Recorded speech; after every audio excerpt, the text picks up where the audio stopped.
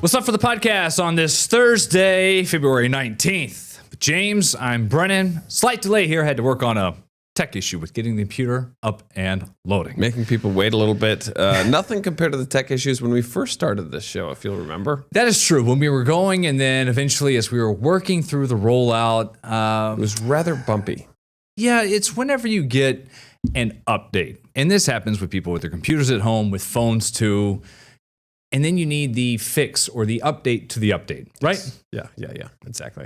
This is, what was the big worldwide outage for something that was for all the airline carriers? And Verizon had an outage. Amazon web services. That was a big one. One of these was, banks and everything. One of these was a patch, which is an update, rolled out. Someone hit send or schedule for this time, and it was a bug. Had to work on it. So we got it all back here. Yeah, we're rocking and rolling though. So if you had to stall for 7 minutes and you were looking for us, thanks for joining us. Yes, at least we'll get it posted. It'll be in the carousel, as they call it, on the Rochester First streaming app and on YouTube as well. So we'll still cover a lot in this shorter amount of time. Had an interesting conversation the other day with someone on the phone as I was closing a bank account.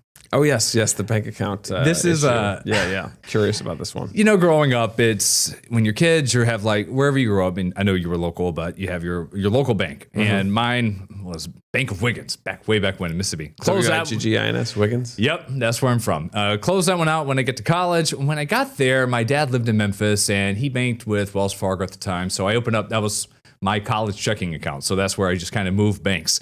And that is one that just throughout the years, I just kept. I got another one with Chase when I went to Syracuse, and then in Virginia got another one with Bank of America just because it was the closest bank. So for years I've had 3 accounts. And the only reason I kept them because there's no Wells Fargo bank anywhere here. It's a southeastern thing. That's where my car loan is through, Wells Fargo. Well, that's a lot of car loans or mortgages. They just get sold from wherever you get it the first time. Right. I just give them my check for my monthly payment. That is something like with mortgages. Wire transfer, not check. With a mortgage, you go through a bank, and then within a month, you get a notice from some other lender. Yeah, we've taken over your loan, and they the original lender's 700 different made times. the money. Yes, and profited off your loan. Yeah, and the only reason I ever kept it is I had some confusion over someone on chat on Wells Fargo had told me you got to be in the bank to close it. Yeah, the only time I could do that was when I went to Memphis, and a lot of times I was going on a weekend. The bank's not open. Except for maybe some Saturday morning hours. Where's the closest Wells Fargo? There's got to be one somewhere. Not New York that I saw. Really? Yeah. Nowhere near us. And finally, last week, I was able to do it. And I go and I get in the line. I'm like, hey, I came here and I was closing an account. She's like, you could just call or do that online. I said, but I got on your chats on the app, and someone said, close it in the bank. They're like, no, that's wrong. And I said, okay, let me just empty these accounts. There wasn't much in there. The only amount I put in there was enough to avoid a fee to have the right direct deposit each month to have the account going. That's silly. Yeah. And I would always just then transfer the money over or Venmo myself, whatever it may be, to have it. So you just had money just kind of sitting in there, and it would be deposited, and then I would just move it to where I needed it into an account here. I know. When did I graduate college? 2011. You've been doing that for 15 years? 15 years. Oh my goodness. You didn't consider calling Wells Fargo? There had to have been a Wells Fargo in Myrtle Beach when I lived there if I had it, so it was close. And finally, So that's funny, man. I said, I want to clear these accounts. One was checking and one was the savings. Hardly anything in there. Yeah. And the guy's like, are you sure? I said, yes, this is a quest, a journey I've been on. Yeah. And so cleared it out, gave me the cash, and he said, I also have to ask, why are you doing this? I was like, you don't have any bank near me. Right. And I was like, I don't ever go to a bank. But in case I ever need to, I need one right there near me to have it. Yeah. And he said, okay, here's everything. We can get ready. You just got to call after President's Day weekend and cancel over the phone. I said, great. And he said, I do have to tell you because it pops up on my machine. We have this $200 special offer. And I was like, if you want to stick around. I was like, I'm fine. He was like, I know, I just have to read the screen. I was like, that's fine. So Tuesday I called up customer service, got someone, the retention department was who it would have been. Okay. And said, what are your account numbers, your name, your social, all this. Told him, and I said, I'm closing the accounts. It was like, why are you doing that? I said, you don't have a bank near me. Right. He's like, really? And I said, really? And I was like, look at my zip code. Yeah, Rochester, New York. You got my address. Yeah, I don't have that. And so closed it out. All that was Are they like surprised by this? Like, I don't know. I was like, you're opening 1,000 new accounts today. You're fine. Yeah. You're fine. You'll do it's just me. fine. It's just me just going. So that was all taken care of. Yeah, I closed Bank of America probably 6 months ago, something like that, last year, to combine my finances with my wife. All of our finances are pretty much combined. Money goes to generally the same accounts. Empower, which is one of hers that she has in Syracuse. We have some loans through there, so it's very good. Good bank. They take care of us. But yeah, close to Bank of America, and kind of the same thing. I just went to the one on Park Ave. Yeah. Hustle and bustle in that bank, let me tell you. Boy, that one. Don't think banks are going down. They're doing just fine. That is it's almost the size of, what's the name of the bar near there? Half Pint? Like it's so small, right tiny. there on the corner, small parking lot. Right. And you go in, the ATM's outside. And then a lot of times when you go in these banks too, and if you're not doing something with the teller, they're like, can we help you? And you tell them whatever service. They're like, well, do you have an appointment? Yeah. They really want appointments. Yeah. And I look around, there's no one here. Yeah. Why? I didn't have that. Yeah. Why and they like roll their eyes at you when you say no. They're like, get in line. I'm like, okay, fine. I'll wait a few minutes. Yeah, Like, I'll sit on the couch. And then there's no one in the glass cubicles where everyone can see that you're sitting in there. Right. It's very open. And then finally someone comes out in a sweater and tie, or a woman in a suit or a dress, and they're like, how can we help you? And it's like, So do you still have the Chase account and the Bank of America account? I have Chase, yes, and I have Bank of America. It's a difference of one has mortgage, one has credit card. Okay. So that's how it bounces Bank of up. America, I don't think has had a fee for the checking account.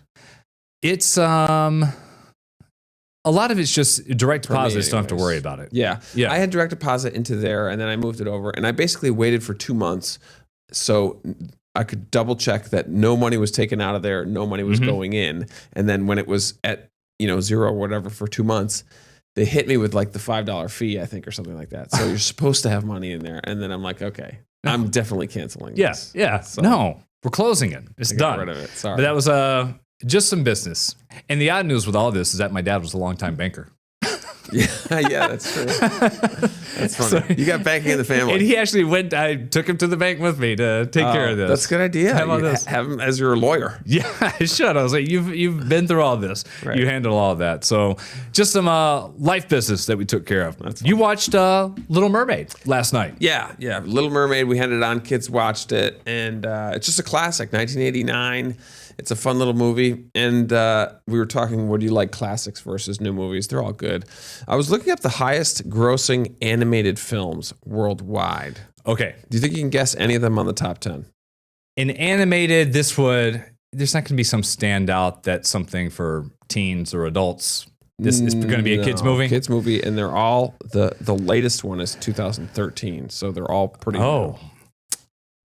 The number one is from 2013. No, the number one is 2025. K-pop. Similar. Neza. Nezha, and it's the second one. It's foreign film. It's a foreign film, yeah. It's a massive outlier. China. It did amazing in China. Highest grossing animated film of all time. 2.23 billion. Number two is Zootopia. Zootopia 1? Zootopia 2. Yeah, it's crushing, by the way. Yeah. Zootopia 1 was 15th. To just net over $1 billion. I think the biggest takeaway, Frozen. Number 7 and number 5. Frozen 2, number 5. A little bit more than Frozen 1. Well, you have to think. Was Frozen 1 like one of these movies? Some of these you call a cult classic. Yes, it would have been big at the box office. Anyway. Instant classic. Instant classic. You know what I mean. But like some movies come out and like how did Kill Bill do originally, when it first came out? Yeah, and then Kill Bill 2. And then just took off. Frozen, it would have been a hit because it's Disney and kids going to the theaters. And Frozen 2, it just would have been the build-up. Frozen 1 it's got to be 11 or 12 years old right now. Oh, yeah. I was working here when we had the decade. That had been 10 years. Frozen 1, let's see here. Frozen 1 came out in 2013. Yeah. 2 was 2019. I think 2 is better. Yeah, and I like 1. So I think 2 is too dark and spooky. Ron likes 1 as well. We had that debate. Yeah. It's got the kind of the classic character arc. You know what I was thinking is kind of funny that a lot of Disney movies, their plots are based on kids that defy their parents. Their parents tell them that they should do one thing, and then the kid defies it. The Little Mermaid, for example. The dad says, never go up above the water to see these crazy people. What does she do? Goes above the water to see the people. Moana, another example. Don't ever leave the island. Don't leave the island. What does she do? She leaves the island. That is just 2 examples of many of these movies. Peter Pan, it's just kind of interesting that the plot is always, don't do this, and then they do it, and then it works out for them. There was Nemo, whose father, well, he lost his mom to swordfish or tuna. Right. Spoiler, early on in the first one. Right. And said, we're not leaving the reef. We're not leave the reef. Yeah. What Walking out of happens? that. What happens? They leave the reef. And then there's always the circle back moment toward the end, just before the credits, where there's a hug, a realization from the parents where they're just like, you needed to be on your own. You have to and let the did it. kids go. Yeah. Why?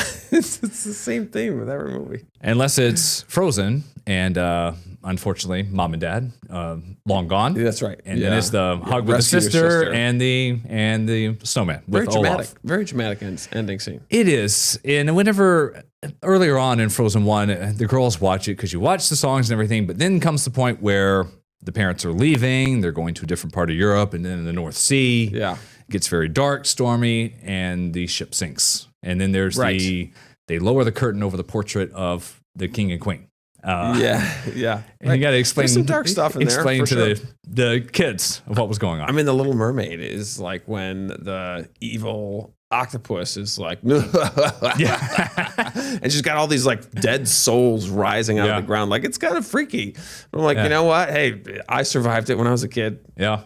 So sometimes you got to, I think I was able to, when I was in my early teen years, I would go to the Brighton Memorial Library and rent out R-rated movies, and they would not look twice. They wouldn't bat an eye. I was probably 13 or 14.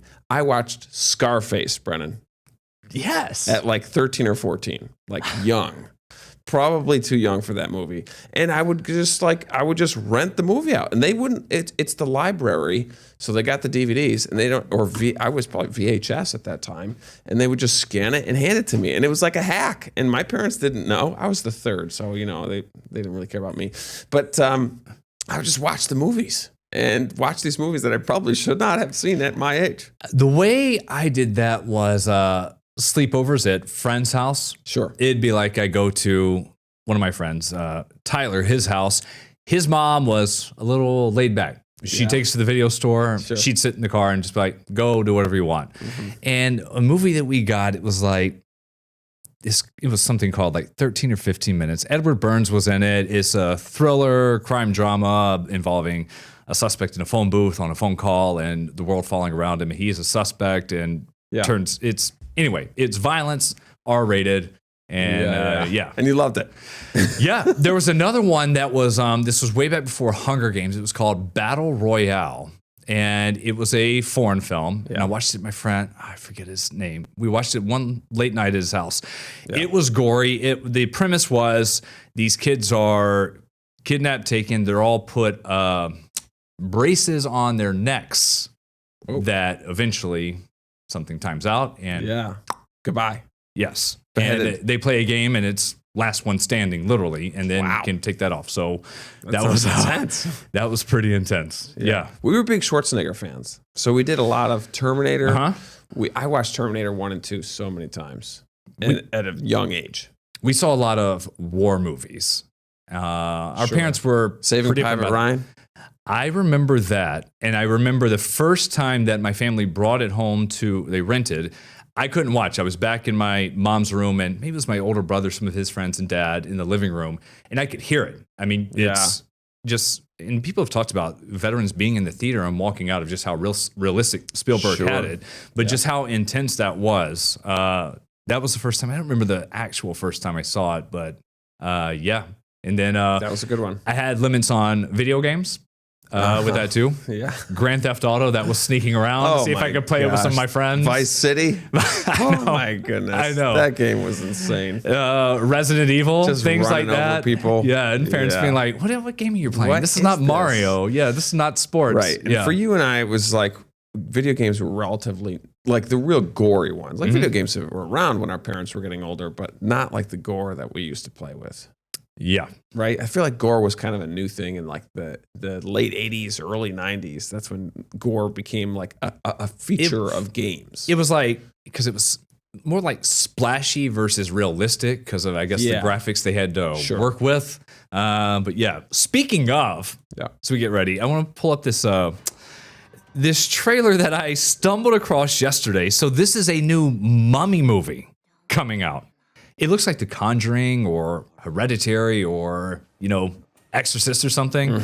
So this is The Mummy. It's behind the creative minds behind Evil Dead Rise and the Saw thriller franchise. Man. So you know it's going to be Lee intense. Cronin's The Mummy comes out April 17th. And basically this is a girl disappears and then returns to her hopeful family 8 years later.